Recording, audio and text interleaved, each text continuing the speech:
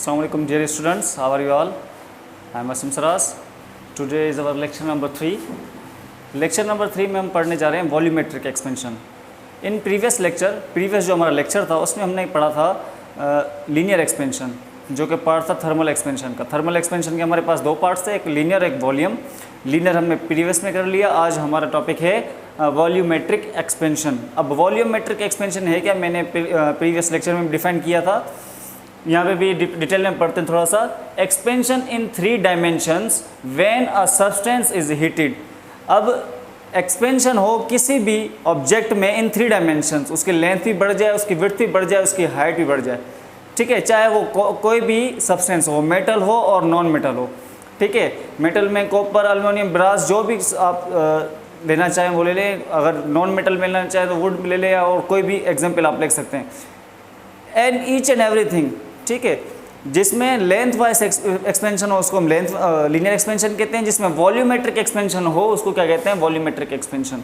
ठीक है, अब ये डिपेंड करता है किस चीज़ पर. डेल्टा वी, यहाँ पर देखें, delta V is directly proportional to we.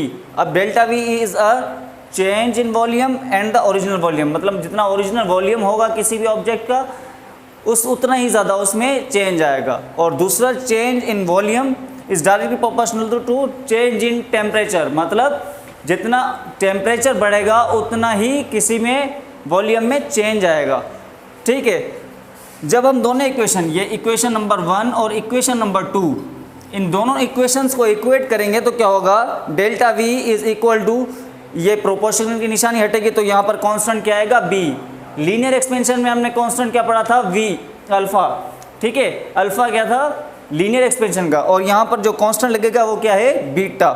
ठीक है, beta delta V is equal to beta V delta T. ठीक है, और अगर हम volume after expansion find out करना चाहें तो कैसे होगा, V dash is equal to V 1 plus beta delta T. ठीक है, ये था हमारा वॉल्यूमेट्रिक एक्सपेंशन. अब यहाँ पर एक सवाल आता है हमारे पास कि बीटा और अल्फ़ा के बीच में क्या रिलेशन है. ठीक है, तो बीटा जो है अल्फ़ा से 3 गुना बड़ा है. मतलब beta is equal to 3 alpha. अब कैसे ये बड़ा है, हम उस चीज़ को प्रूव करने जा रहे हैं. Consider a metal block having a length, width, height. ठीक है, कंसिडर करें आप एक मेटल का कोई ब्लॉक, ठीक है, जिसकी लेंथ हो,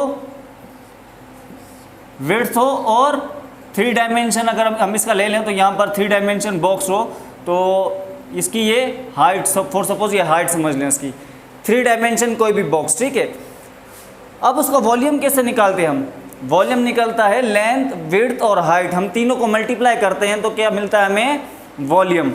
अब यहाँ पर देखें लेंथ वाइज एक्सपेंशन, अगर सिर्फ लेंथ की बात करें तो लेंथ वाइज लीनियर एक्सपेंशन में हमने किस तरीके से पढ़ा था formula, L1 plus alpha delta T. फिर विड्थ के बारे में हमने क्या पढ़ा था, विड्थ वाइज एक्सपेंशन, L की जगह क्या आ जाएगा, W, क्योंकि लेंथ विड्थ भी एक डायमेंशन ही है, कोई भी डायमेंशन, ये भी 1 डायमेंशन है, ये भी 1 और ये भी 1. अगर तीनों को मिला दें तो 3 डायमेंशन हो जाएंगी. ठीक है, तो अगर लेंथ वाइज होगी तो L आएगा, विड्थ वाइज होगी तो W आएगा, और हाइट वाइज होगी तो H आएगा हमारे पास. ठीक है, तो ये क्या हो जाएंगी, अलग अलग हमारे पास फार्मूले आ जाएंगे. अगर ये तीनों फार्मूले हम इसमें पुट कर दें, L की लेंथ वाइज की जगह पर, L की जगह पर हमने लेंथ वाइज का रख दिया, W की जगह पर विड्थ वाइज और H की जगह पर हाइट वाइज रख दिया, तो हमारे पास now the volume will be, volume हमारा किस तरीके से आ जाएगा, वी डैश, जो हमारा वॉल्यूम है, L की जगह पर L की वैल्यू रख दी, W की जगह पर W की वैल्यू और H की जगह पर H की वैल्यू. तीनों वैल्यूज पुट करने के बाद अब यहाँ पर देखें ये तीनों आपस में मल्टीप्लाई हो रहे हैं. L, W और H हमने क्या निकाल दिया, बाहर निकाल दिया. बाकी हमारे पास क्या बचा, 1 plus alpha delta T, 1 plus alpha delta T and 1 plus alpha delta T.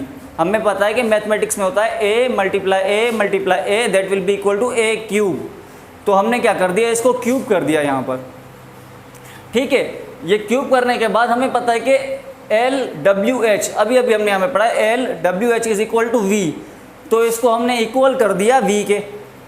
ठीक है, और मैथमेटिक के हिसाब से ये हमारा A और ये हमारा b, a plus b whole cube is equal to a cube plus b cube plus 3a square b plus 3ab square is the mathematic formula. Mathematic फार्मूले के हिसाब से इस जो इक्वेशन है, ये जो एक्सप्रेशन है, इसको हमने क्या कर दिया, एक्सपेंड कर दिया। यहाँ पर जो a है वो हमारा 1 है और b जो है हमारा अल्फ़ा डेल्टा t। तो हमने क्या किया, a cube b cube 3a square b plus 3ab square. ठीक है, लेंथ वाइज एक्सपेंशन जो प्रीवियस टॉपिक था, अगर आपने उसको अच्छी तरीके से पढ़ा हो तो उसमें आपने वैल्यूज़ देखी होंगी अल्फ़ा की वैल्यूज़ थी बहुत छोटी, मतलब 2.5 इंटू 10⁻⁻5, 2.4 इंटू 10⁻⁻5, 1.1 इंटू 10⁻⁻6, ये बहुत छोटी वैल्यूज़ हैं। अगर हम इनका स्क्वायर करें तो ये और भी छोटी हो जाएंगी। ठीक है, जैसे नैनोमीटर हो गया, नैनो से भी ज़्यादा पिकोमीटर हो गया, ये क्या बहुत छोटी वैल्यूज़ हैं। अगर इनका भी स्क्वायर किया जाए तो ये और छोटी हो जाएंगी, जो कि नेग्लिजिबल, बिल्कुल ख़त्म या ना होने के बराबर हो जाएंगी। तो हमने क्या कर दिया, उनको नेगलेक्ट। सिंस यही बात, since alpha is too small, alpha बहुत छोटा है, so it's square will be neglected, इसका स्क्वायर जो है बिल्कुल छोटा होगा और उसको क्या कर देंगे, हम नेगलेक्ट कर देंगे। नेगलेक्ट करने के बाद अब यहाँ पर देखें 1 क्यूब तो सेम रख दिया, अब क्यूब बेस पर अल्फ़ा पर, तो ये नेगलेक्ट हो जाएगा ऑटोमेटिकली। ठीक है, ये जो पोर्शन है आपका नेगलेक्ट हो गया। ठीक, और उसके बाद हमारे पास 3, 1 का स्क्वायर 1 ही होता है और इसके साथ मल्टीप्लाई होगा तो ये सेम ही रहेगा अल्फ़ा डेल्टा टी। ठीक है, अब यहाँ पर देखेंगे अल्फ़ा और डेल्टा टी पर स्क्वायर है, तो स्क्वायर ये भी टर्म क्या हो जाएगा, नेगलेक्ट हो जाएगा। तो हमारे पास क्या बचा, 3 अल्फ़ा डेल्टा टी। ठीक है, यहाँ पर 3 मिसिंग था, अब ये क्या बचेगा, 1 प्लस 3 अल्फ़ा डेल्टा टी। ठीक है, अब यहाँ पर देखें कि हमने पढ़ा था वी डैश, यहाँ पर अगर आप गौर से देखें तो वी डैश किस चीज़ के इक्वल है, v1 plus beta delta T. तो हमने इसको एक्सपेंड कर दिया v1 plus beta delta T के, और यहाँ पर जो हमारे पास जो इक्वेशन थी एज इट इज़ हमने उतार दी v1 plus 3 alpha delta T. ठीक है, अब यहाँ पर v और v आपस में कैंसिल हो रहे हैं तो हमने कैंसिल कर दिए, तो आपके पास बाकी इक्वेशन, रिमेनिंग इक्वेशन जो बची वो ये इक्वेशन बची। ओके, ठीक, अब यहाँ पर देखें कि यहाँ पर 1 और 1 दोनों प्लस के हैं, दोनों साइड पे, दोनों कैंसिल आउट हो जाएंगे। अब कैंसिल आउट होने के बाद हमारे पास रिमेनिंग इक्वेशन क्या बची, बीटा डेल्टा टी और 3 अल्फ़ा डेल्टा टी। ठीक है, तो यहाँ पर दोबारा जब हमने इसको नीचे रखा, नीचे रखने के बाद फिर हमारे पास दो सेम टर्म्स आ रही हैं, डेल्टा टी और डेल्टा टी, वो हमने क्या कर दिए, कैंसिल आउट कर दिए।